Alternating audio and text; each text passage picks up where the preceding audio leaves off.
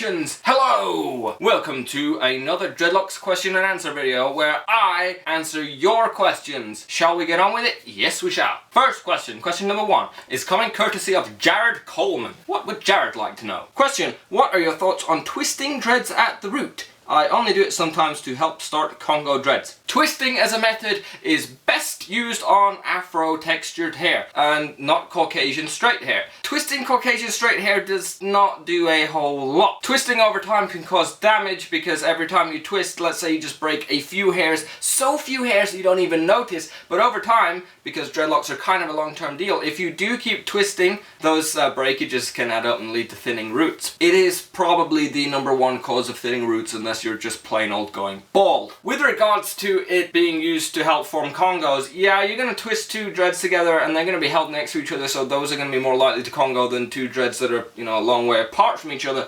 But I would personally recommend using something different like a bead or some string to keep the dreads straight and held together, because when the dreads are twisted, a hair that is too tightly twisted doesn't really knot. It needs to be loose enough to have a bit of movement. Question 2 from scruffydreadedlad. Question, thanks for your videos, man, they're pretty awesome. Yes. I noticed one of your dreads has been dyed. I want to dye my dreads ginger, but I have no idea how to do it. How would you do them? Yes, I do have a dyed dread. It is around here somewhere, but it has gone walkabout.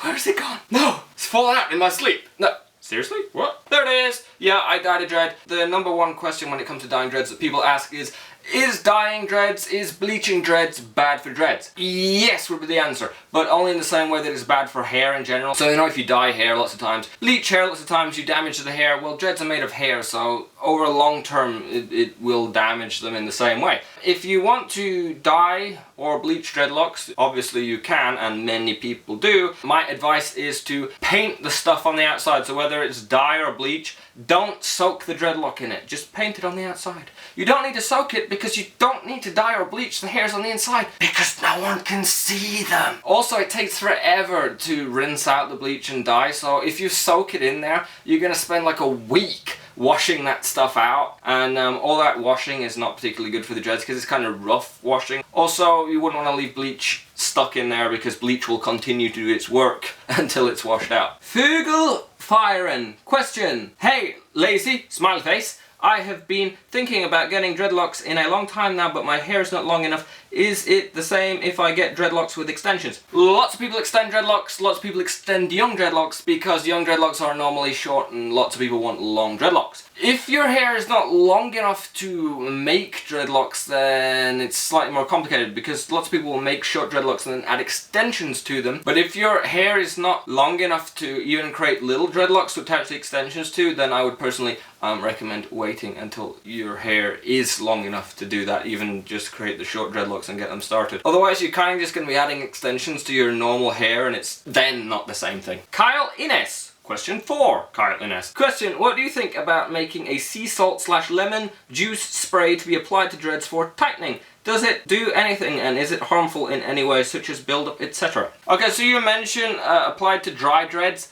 I'm assuming you mean as in like not wet dreads as opposed to dry brittle dreads. If you have dry hair, dry brittle dreads, don't put salt on those, don't put lemon juice on those, because they're going to dry it out more and turn it into straw and you'll just have like not good. But if you have hair that is not really damaged and dry already, a little bit of salt in there is going to increase the friction and increase the knotting. Lemon is also going to dry the hair out and can also help the hairs knot up. A side effect of the lemon is if it's sunny and you go out with lemon on your hair, it's going to lighten your dreads. Unless you live where I live, where we don't have the sun. They took that away. There is no sun here. So that's not a worry for me. But it may be for you if you live somewhere that still has the sun. Is it harmful? Well, it's going to dry the hair, which can be harmful if you just keep doing it and doing it and doing it. You know, everything in moderation and use a bit of common sense. Don't get the stuff on your scalp if you can avoid it. It'll irritate your scalp. Can you imagine what it would be like if you had salt on your head or lemon juice on your head and then it got irritated and you itched and then you got a sore part that you then got lemon juice in? You wouldn't want that. Put it on when you know you're going to wash your hair later that day, so it'll do its work, but then you also make sure it's not left in there long term. The most popular question on the Facebook page this week, and obviously I rank popularity by how many likes it's got, because we're in the 21st century and that is apparently how the world works. Cameron Jaster asks, How long will it take for my dreads to stop shrinking, and what's the estimate number of inches dreads grow per year? Your dreads will stop shrinking when they've done all the shrinking up that they're going to do.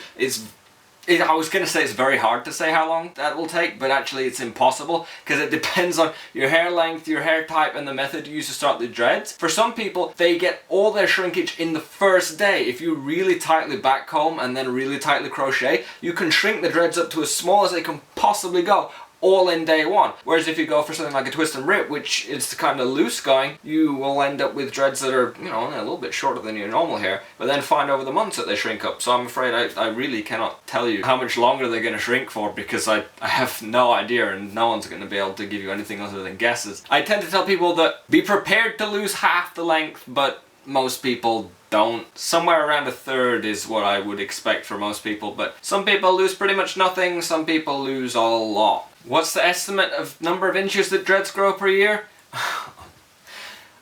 I've never stopped to measure, so I'm glad you said estimate. I mean, how long does normal hair grow per year? You know, if you had straight hair and I asked you, hey dude, how long does your hair get with a year's worth of growth? I mean, who knows that information? You want me to estimate? Well, I mean, you can go back on my videos, and I've been doing this for more than a year now. So my updates show more than a year's worth of growth, and I haven't trimmed in that year, so you can see how much they've changed in length. I would probably say maybe 3 inches for me, but different people's hair is going to grow at different rates. It's hard to say. I apologize for my vague answers. Those are my questions for this week. If you would like to post a question for me to answer in this way in the video on the internet, you can do it in 2 ways. Either post it down in the comment section of this Q&A video, or preferably the latest Q&A video. Write a question at the start of your comment, and then it will get into the queue. The second way is a much faster way, but it is a gamble. If you're on the Facebook page, which is www.facebook.com/lazydreads, each week, normally on a Tuesday, but don't hold me to it, I will post a status asking for questions, and whichever question as a reply to that status has the most likes on it by the time that I come to film the next video will get answered. So that's a faster way, but you have to make sure you have the most liked question. Otherwise, the question will be discarded. No, I'm just kidding. I will answer it with a text question, but it won't be in the video. If you like this video, click the thumbs up. There is a button for doing that down here somewhere. I don't know where, because I'm not watching it from your side, but it's down here. So just move your cursor. No, not the X. Don't click the X. Whichever side it's on, depending on whether you're a Mac or a PC. Click the like, and then I'll know you liked the video, hence the name, and then I will know that someone out there liked it, and I should make more videos of this type in the future. If you'd like to see more videos from me in the future, there's a subscribe button for that. Again, no idea where it is. All my stuff is on lazydreads.com, including all my other Q&A videos that you can search through if you want to find other questions that I've asked in the past, and loads of Dreadlocks information. Just loads of it, more than I could possibly read back. I hope you enjoyed this video. Thank you for watching. Hope to see you again soon. Farewell! Bye!